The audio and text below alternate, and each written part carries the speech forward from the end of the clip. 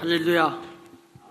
주님을 찬양합니다. 참 옛날 60년대는 선교사들이 오면 할렐루야 프레이시달로 주님을 찬양한다.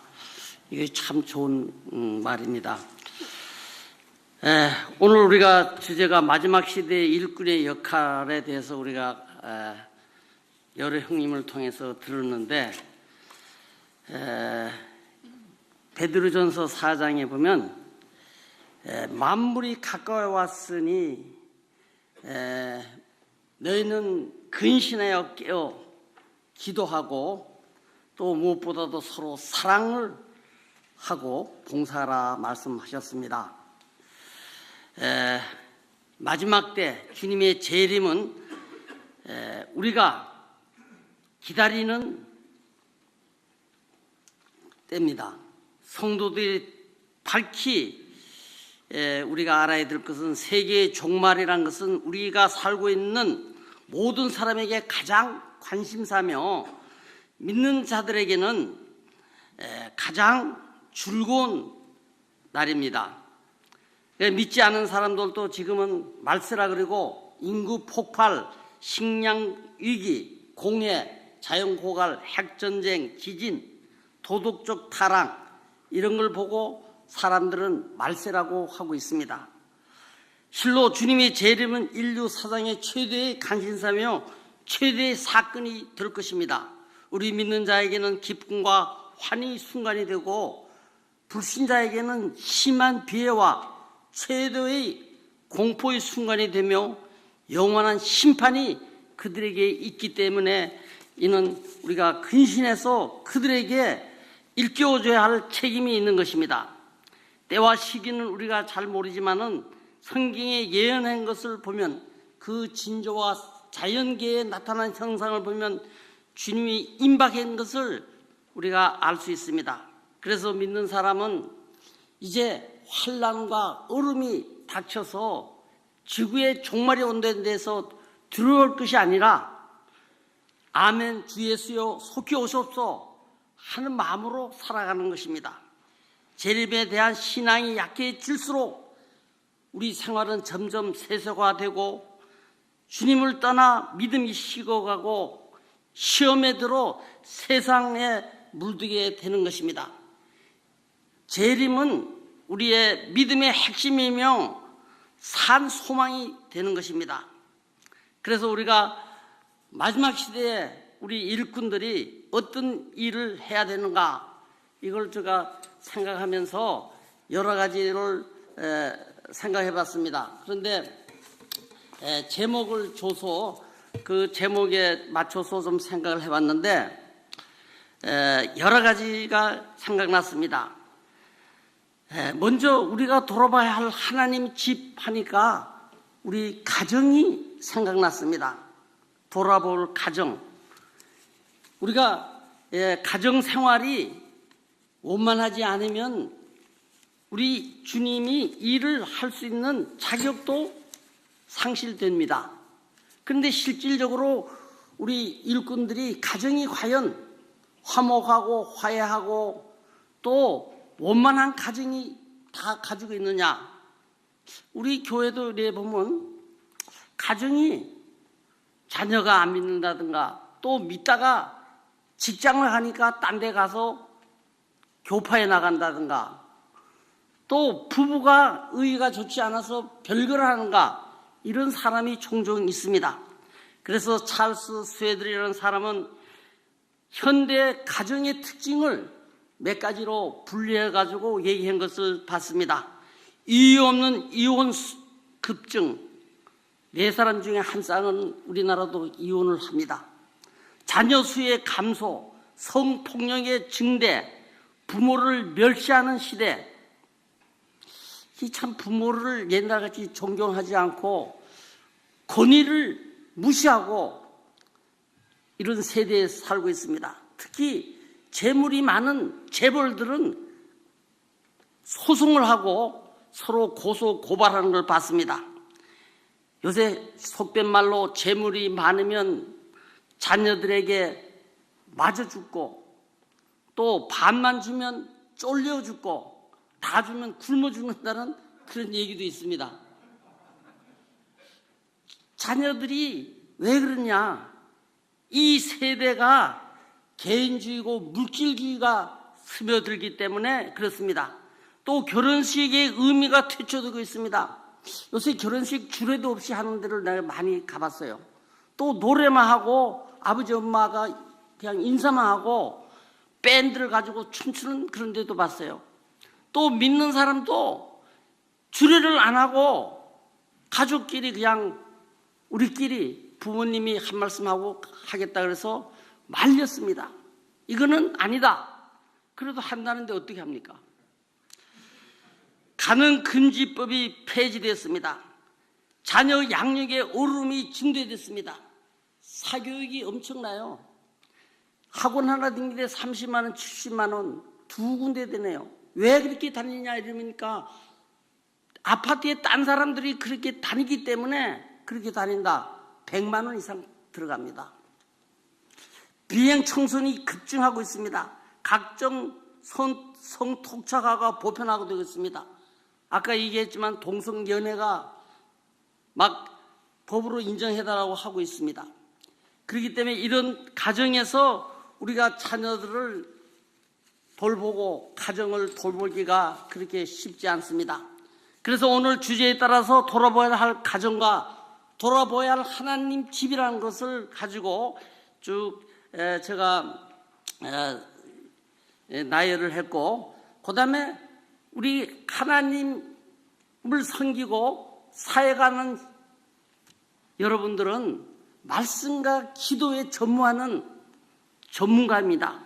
그래서 기도 사역, 말씀 사역, 성령의 도움이 필요하고 말씀을 어떻게 잘 전할까 고민하고 그걸 또 하면서 말씀 전하는데 애로사항이 있습니다.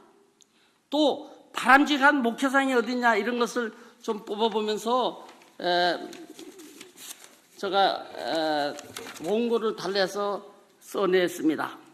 근데 사실 원고대로 저는 하는 것은 조금 그렇습니다. 그건 왜냐하면 원고는 여러분들이 읽어보시면 되기 때문에 이 귀한 시간에 또 하고 싶은 말이 사실 많습니다.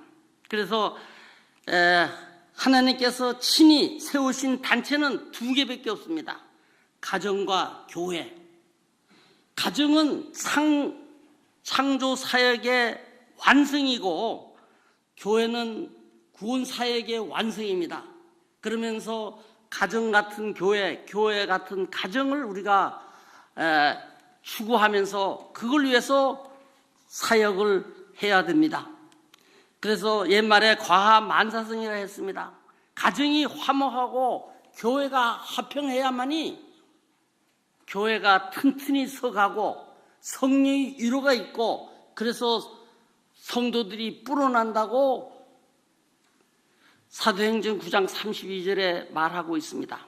그런데 가정이나 교회는 화평하고 화목해야 됩니다. 시기, 질투, 갈등이 있으면 안 됩니다. 마음을 같이 해야 됩니다. 뜻을 같이 해야 됩니다. 그래서 가정은 사랑의 공동체며 평화의 안식처, 행복의 보금자리, 천국과 세상을 연결하는 출장소가 가정입니다. 그래서 하나님 집이라는 말을 우리가 생각할 때 예수 믿고 구원받으면 우리는 한 식구고 형제 자매고 한 아버지를 모시고 한 세례를 받고 한 주님 이름으로 우리가 모이는 것이 교회입니다. 그래서 우리가 분파주의도 아니고 그리스도가 머리인 지역교회 주님의 인도함을 따라서 우리가 섬기고 있습니다. 그래서 우리는 돌아봐야 할 하나님 집이 이제 얘기하고 싶은데 하나님 집에 어떻게 행할까? 디모데전서 3장 15절을 우리 유명수 형제가 그 말씀을 특별히 저에게 안내했습니다. 그래서 하나님 집에 어떻게 행할 것이 많습니다.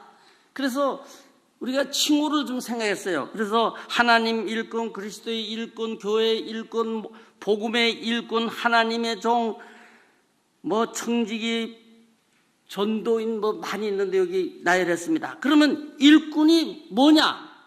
지난번에 일꾼에 대해서 사역자 모임에서 얘기하는데 내가 들어보니까 저 어떤 형제는 교회에서 그 사례금을 받는 사람이 교회 일꾼이다.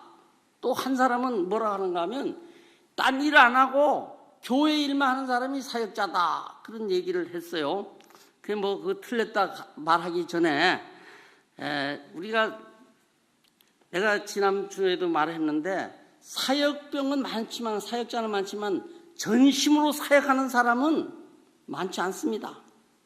그래서 우리는 많은 청중이 예수님을 따라와서 떡을 먹고 말씀을 듣고 많이 모였지만은 제자는 몇 사람 없었습니다.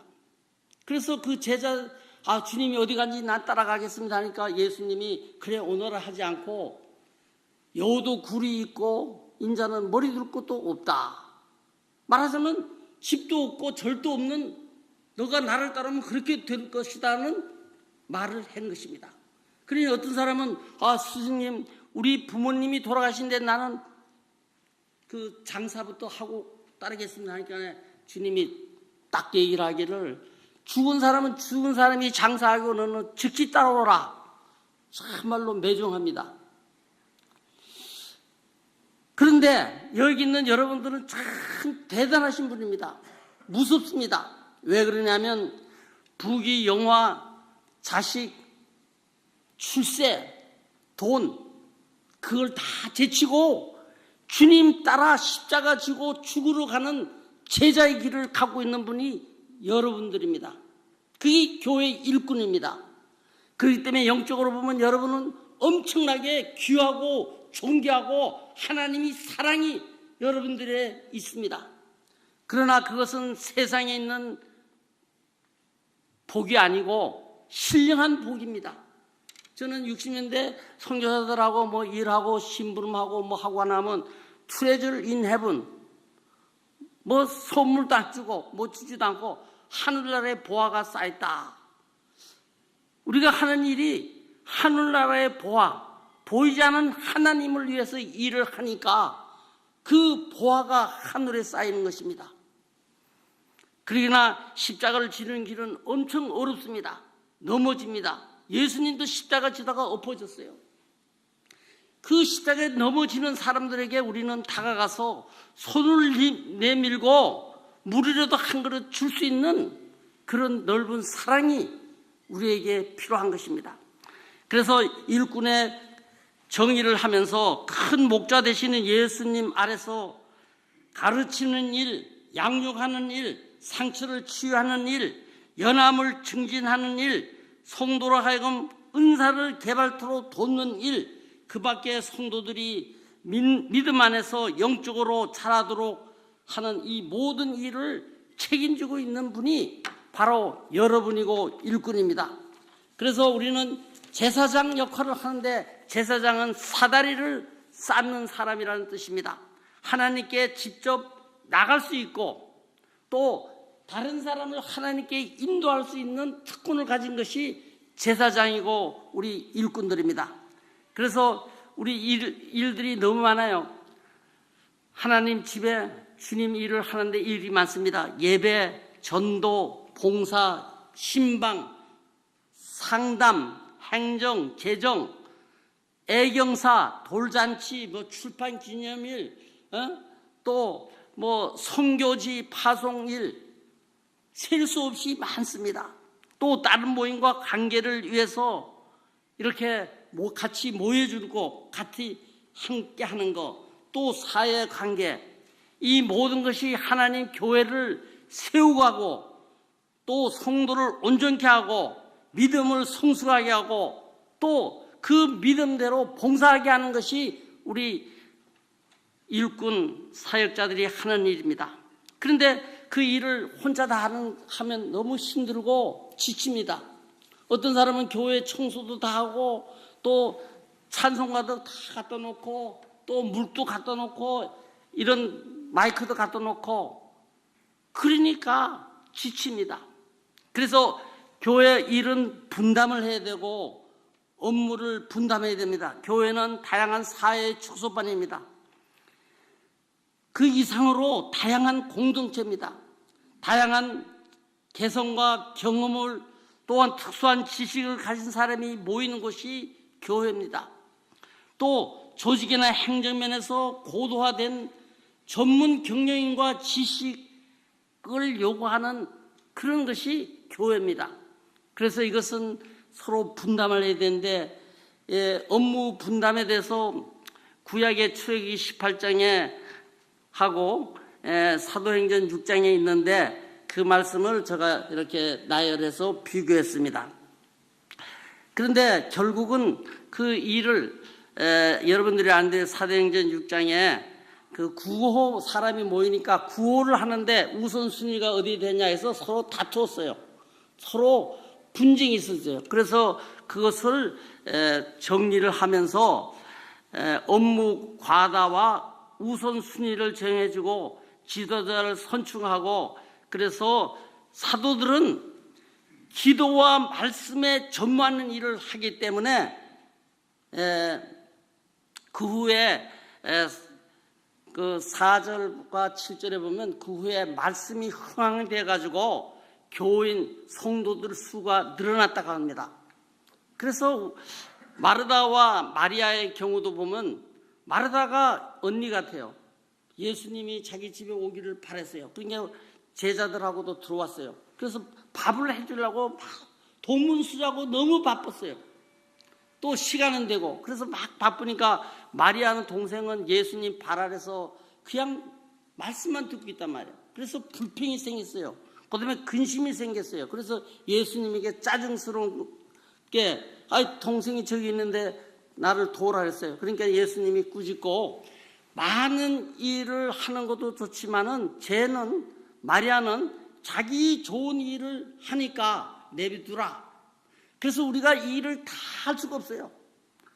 자기가 좋아하고 자기가 즐거워하는 거, 자기가 그 일을 하면 다른 사람이 좋아하는 그런 일을 해야 돼요. 그것을 은사라 그러는데, 은사는 개발해야 돼요. 자기가 좋아하는 일을 하다가 딴 사람이 좋아하고 자기도 즐겁고 또 덕이 되고, 그게 은사 아닙니까? 그래서 성도들 하여금 은사를 개발하도록 하는 것이 우리 일꾼들이 해야 할 일이고, 우리는 말씀과 기도에 전무하는 그런 일을 해야 되지 않나. 그런데 이 성경 하나 가지고 우리는 살아야 됩니다. 말씀을 기도하고 말씀을 보고, 또 말씀을 보려면 성령이 인도함이 있어야 됩니다. 그래서 이것은 내가 다 여기 써놨는데 다 읽지를 못하고, 특히 성령 인도함. 성령은 일꾼들을 변화시키고 가르치고 도와주고 능력을 주고, 성경은 성령이 감동으로 쓰여졌기 때문에 성경을 읽을 때 성령은 역사하고 깨닫게 해주십니다. 그래서 성령의 이름이 38가지나 되는데, 그 중에 진리의 영, 증거의 영, 변화의 영, 약속의 영, 그리스도의 영, 성령이 우리 마음에 터치가 되고 우리 생각을, 하나님 말씀을 깨닫게 하고 하나님의 뜻을 이루게 하는 것입니다. 그래서 성령의 요소는 말씀을 하시고 생각나게 하시고 우리를 위로하시고 우리 연약을 도우시고 우리를 거듭나게 하고, 성령 안에서, 성도 안에 성령이 우리 안에 계십니다. 성령이 전이 우리입니다.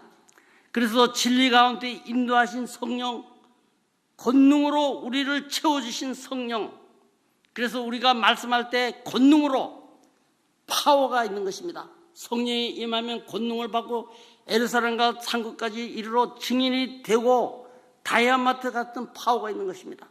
그래서 성령이 우리와 함께 해야 됩니다. 하나님이 자녀가 되고 성도를 하나가 되게 하고 교제를 풍성하게 하고 지도자를 세우는 데 있습니다. 성령은 반드시 성경책과 함께 두 가지 바퀴를 가지고 있습니다. 하나님 말씀과 성령, 이것이 바란스가 되어야 돼요. 성령만 간주하다가 말씀에 입에 되면 안 됩니다. 말씀만 입에 하면 딱딱합니다. 성령이 도움이 있어야 깨닫게 됩니다. 그래서 이 둘은 항상 같이 가야 된다고 생각합니다.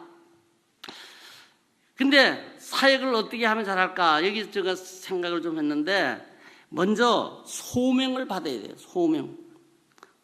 그래서 우리가 죄에서부터 하나님이 우리를 불러 하나님의 자녀가 한 것입니다. 아무나 부르는 게 아니에요. 하나님께서 택하고 정하고 불러서 구원받게 했어요. 나는 예정론을 믿지 않습니다. 우리는 예정된지 안 된지 인간은 몰라요. 구원받고 나니까 내가 너를 창세전부터 내가 택해서 세웠다고 하니까 감사할 뿐입니다. 그 다음에 직업을 주님이 불러서 어떤 직업을 가지고 가정을 돌보고 교회에 도움이 되도록 하는 사람이 있습니다. 그 세 번째는 하나님 영적인 일을 위하여 불러서 일하게 하시는 것입니다. 그래서 소명을 받은 사람은 그 삶을 통해서 열매가 있고 간증을 해서 다른 사람이 인정해야 됩니다. 그래서 언제 어디서 어떻게 소명을 받은가를 알아야 됩니다. 소명 없이 뭐 어디서 배웠다 해가지고 사역을 하는 것은 참 위험합니다. 소명은 하나님께서 불렀다는 것입니다. 직업이 12가지 이름이 있는데 그 중에 콜링, 하나님이 우리를 불렀다는 확신을 가져야 됩니다. 그래서 하나님이 불렀기 때문에 내가 이 길을 할 수밖에 없다는 것이 있어야 됩니다. 잘 사나 못 사나, 살해를 하나 안 하나, 굶어도 죽어도 내가 이 일을 위해서 주님이 불렀기 때문에 하겠다는 확신이 찼을 때 이 일을 하게 되는 것입니다. 소명을 거절한 사람이 있습니다. 모세 같은 사람은 내가 누굽니까? 어떻게 출애굽 가서 그렇게 할 수 있겠습니까? 거절했습니다. 자기를 비하했습니다. 우리 자신이 보면 우리가 잘난 것도 없고 잘 배운 것도 없고 뭐 가진 거 없어요. 그러나 하나님 일은 너무 크기 때문에 그걸 할 수 있겠느냐? 비하하지만은 하나님이 함께 하시면 하는 것입니다. 탤런트가 감독이 픽업을 해서 너 왕이 되라 하면 왕 같지 않아요. 아주 초라해요.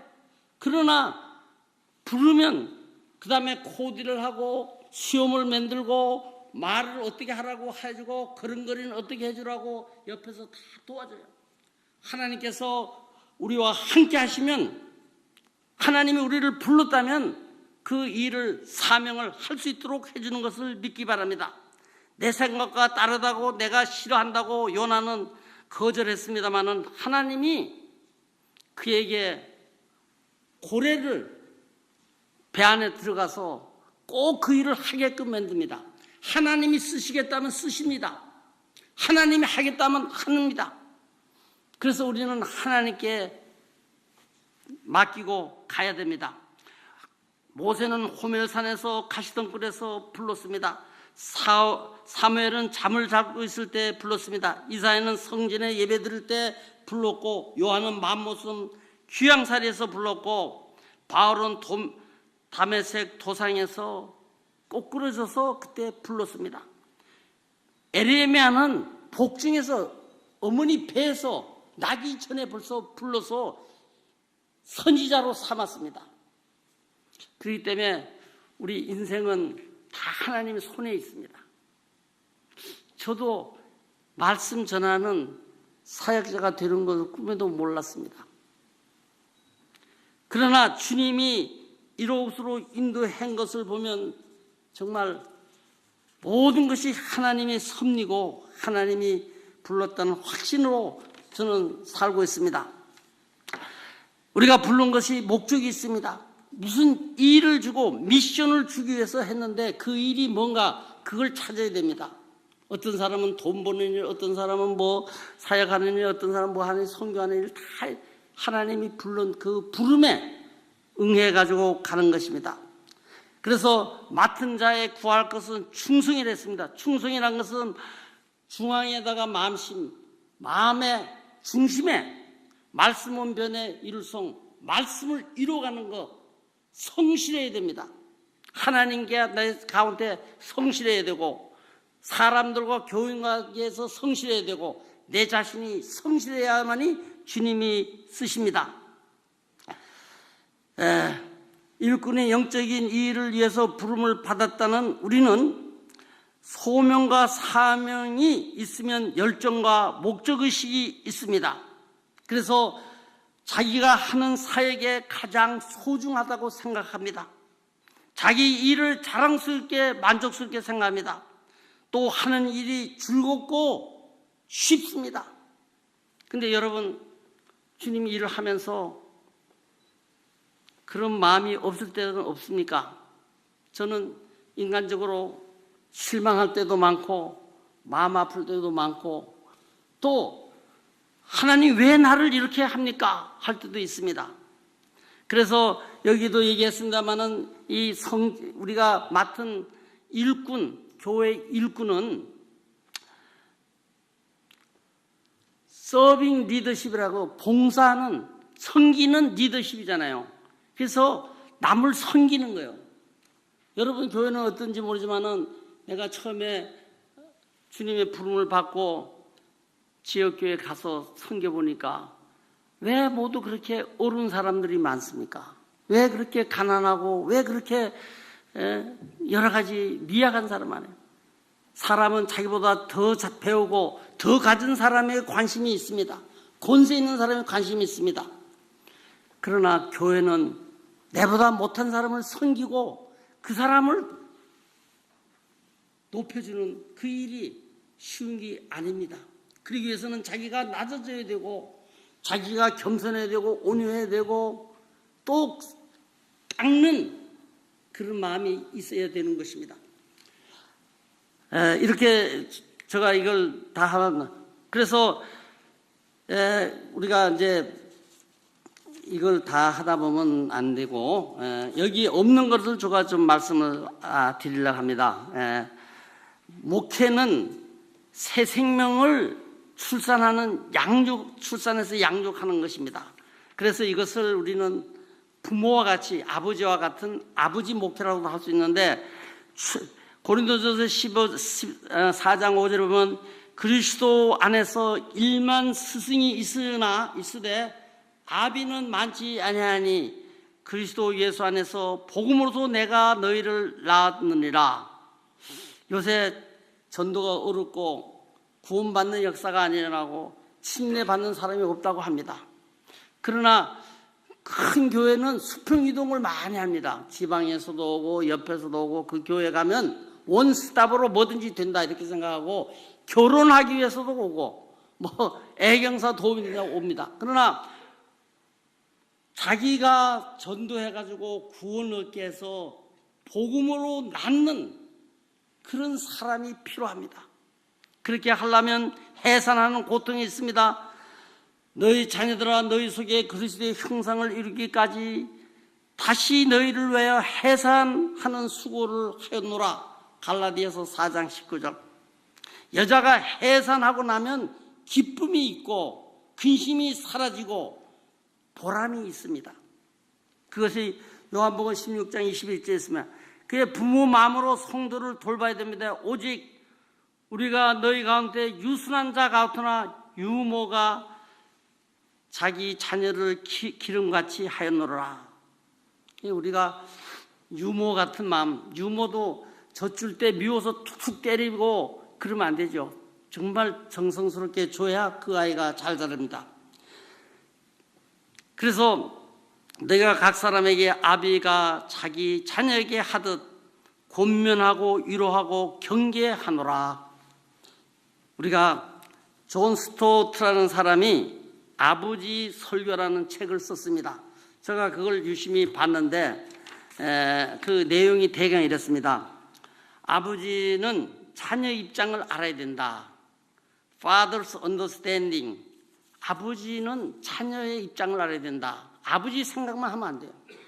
그 자녀가 어리니까 그 사람의 입장을 알아야 돼요. 그 다음에 아버지는 온유함이 있어야 된다. 온유하게 애들을 가리키고 인내해야 됩니다. 또 아버지는 자녀들에게 단순하게 설교를 해야 됩니다. 간단하고 쉽게. 지난주에 저는 외국분들 한 대여섯 사람들이 와서 스토리텔링이라는 것을 프로그램을 하는데 계속 오라고 그래서 가서 봤는데 그 얘기가 너무 쉽게 하고 또 여러 사람들의 생각이 어떠냐 그 생각을 끄집어내고 또 그들 보고 발표하라 그러고 그렇게 하는 것을 보면서 야 교육에 저렇게 하니까 머리에 싹 들어오는 것을 느꼈습니다. 그 다음에 아버지 설교자는 간절함이 있어야 됩니다. 간절함. 그 다음에 아버지 설교자는 본을 보여야 됩니다. 본을 보여야 돼요. 언행일치를 보여야 돼요. 그러니까 설교자는 기도해야 됩니다. 그래서 저는 설교를 오랫동안 해봤지만은 설교는 할수록 사실 어려워요.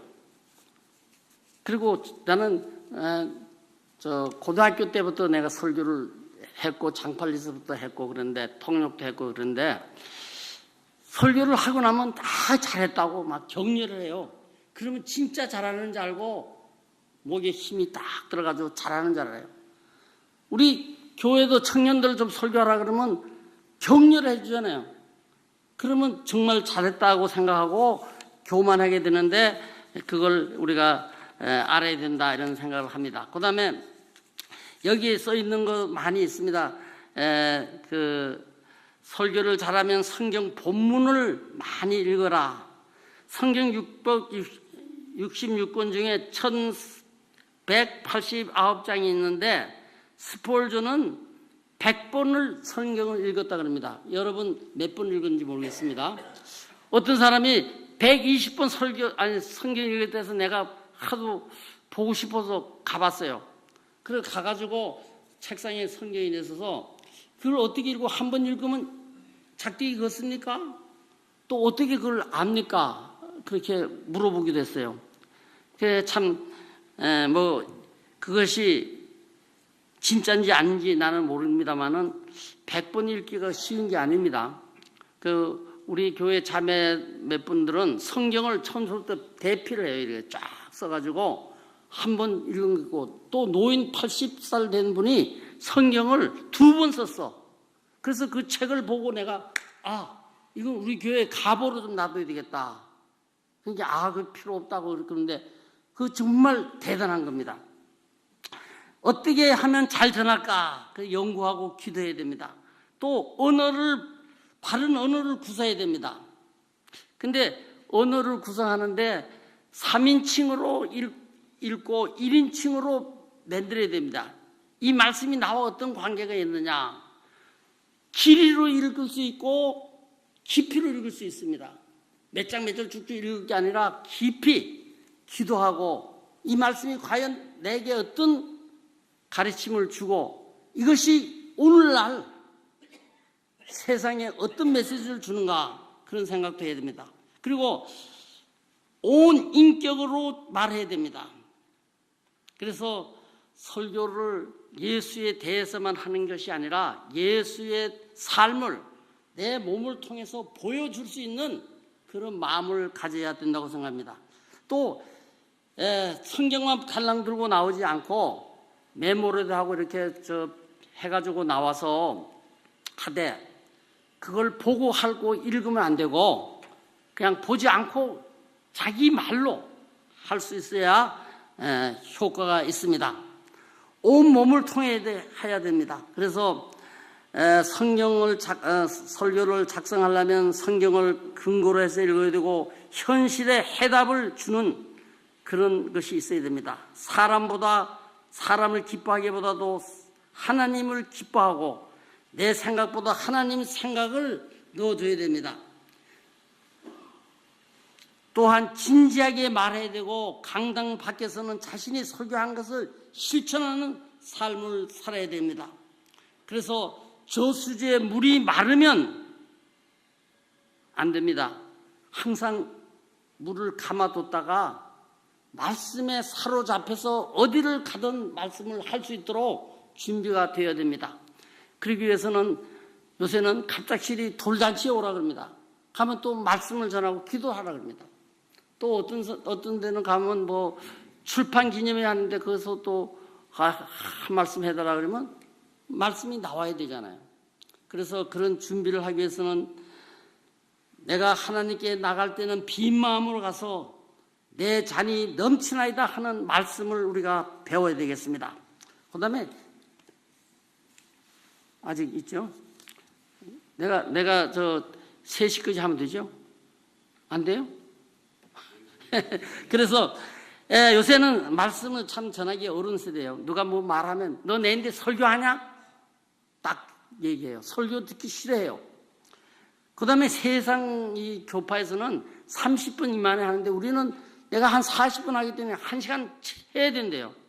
그게 1시간 하는데 세속주의, 완전한 구원, 천국, 소망, 종말에 대해서 얘기하면 사람들이 관심이 없어요. 그 현실과 다르다 이게. 그 다음에 전자시대, 멀티비전, 멀티미디어, TV 시대에 목소리 하나만 가지고 전달하기가 한계가 있어요.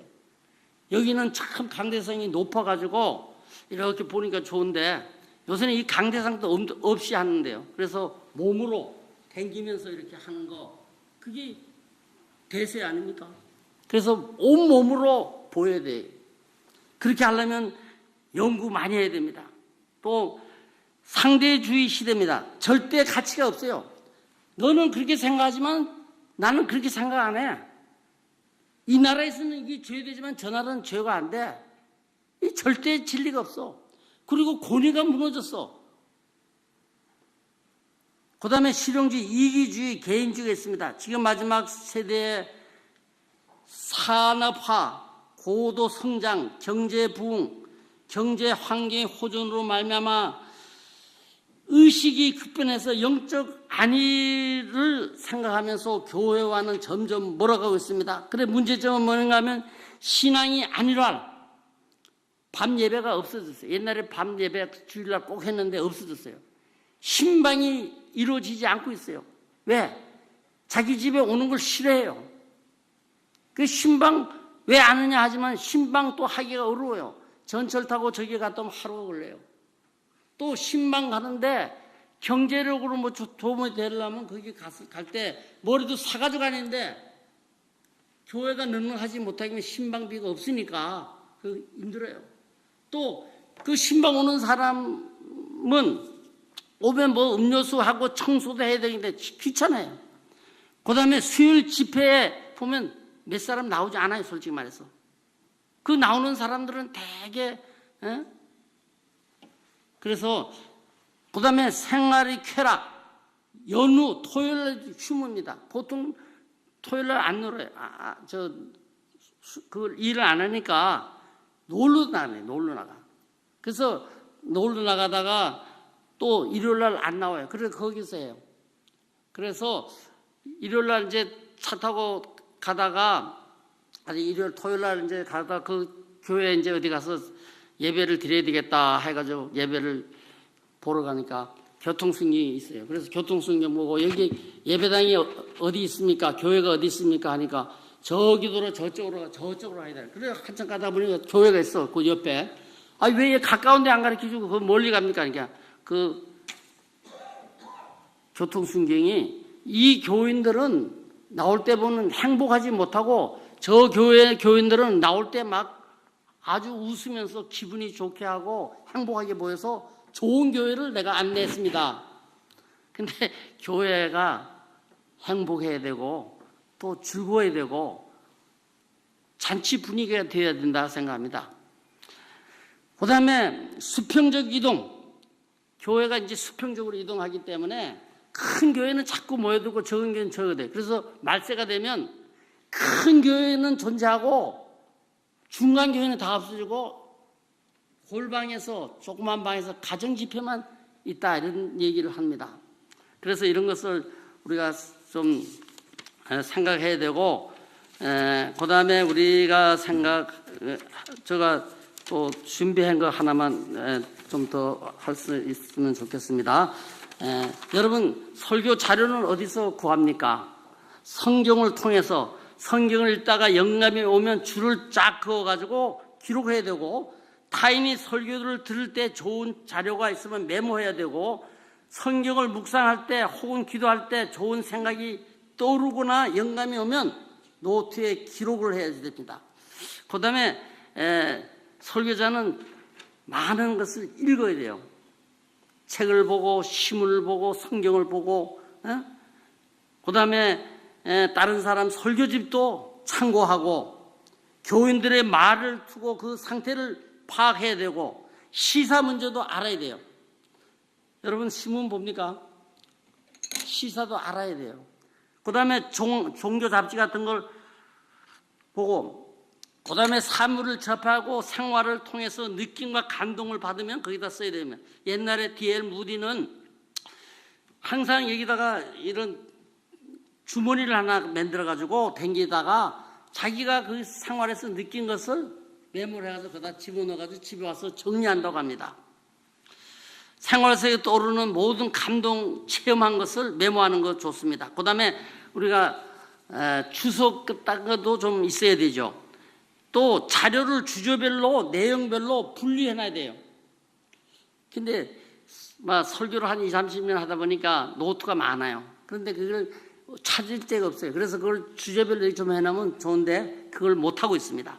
그 다음에 옛날에 그 선교사 중에 에드가 쿤지라는 분은 설교를 하고 원고를 해가지고 그걸 언제 어디서 몇 시에 설교했다고 딱 적어 놓더라고. 그런데 그것이 참 필요합니다. 왜?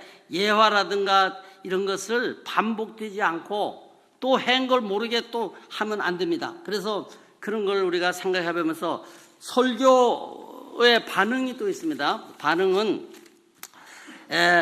설교를 이제 처음 사역하면서 설교를 하고 집으로 집사람하고 가다 보면 집사람이 뭐라 그래요? 오늘 설교가 왜 그 모양이고 예화도 신통치 않고 거기서 포인트도 없고 막 이러면 처음에는 듣다가 내중에는 얼굴이 벌개지고 화가 나요. 나는 최선을 다했는데 나도 그러잖아도 잘못된 걸 아는데 막 찌른단 말이야. 그러면 그게 아파요. 그러면 내중 싸우게 되더라고.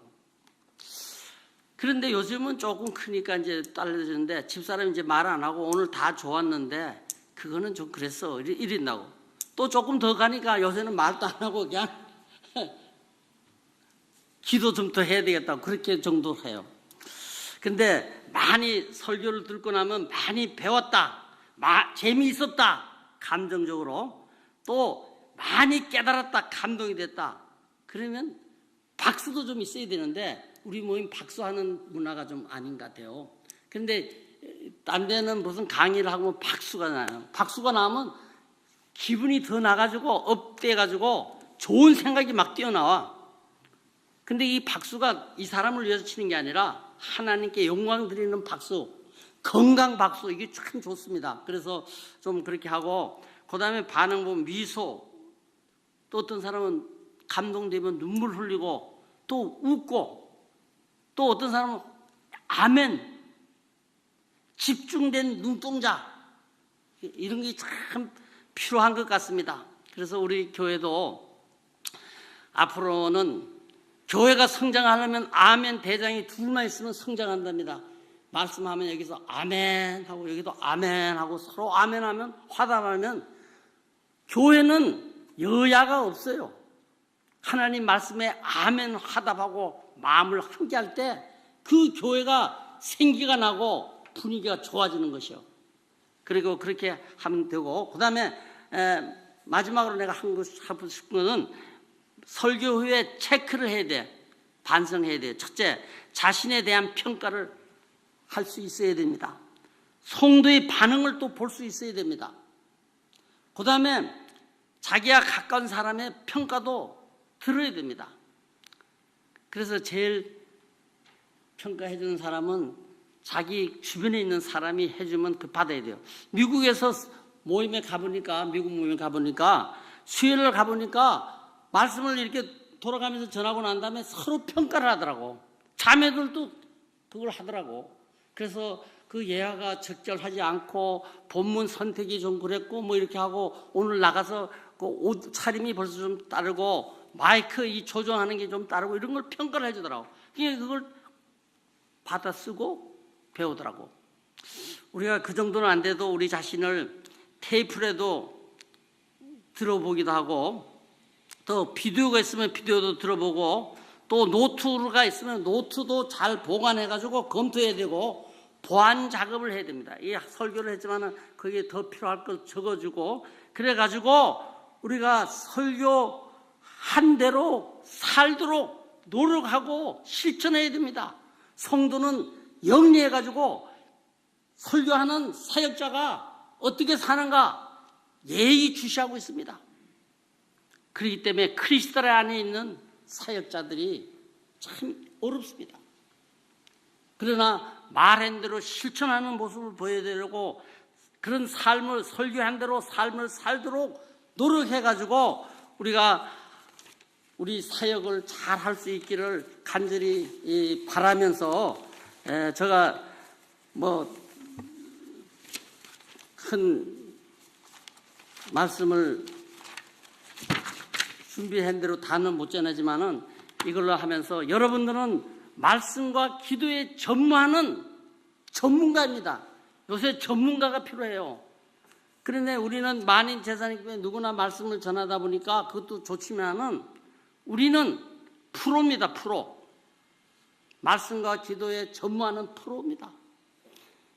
그리고 이 말씀 때문에 우리는 모든 것을 쏟아야 됩니다. 절규하는데 시간과 돈과 물질을 쏟아야 됩니다. 필요한 자료가 있으면 받아야 됩니다. 그래가지고 해야 됩니다. 사도 바울이 마지막에 나의 달려갈 길과 주 예수께 받은 사명 곧 하나님의 은혜의 복음을 증거하는 일에 마치려 함에 나의 생명을 조금도 귀히 여기지 않는다. 또한 사도 바울은 3년간 밤낮 쉬지 않고 각 사람에게 훈계하고 가르쳤다고 했습니다. 한 영혼, 한 가정, 한 가정을 소중해야 하는 그런 사역이 이루어지기를 바랍니다. 감사합니다.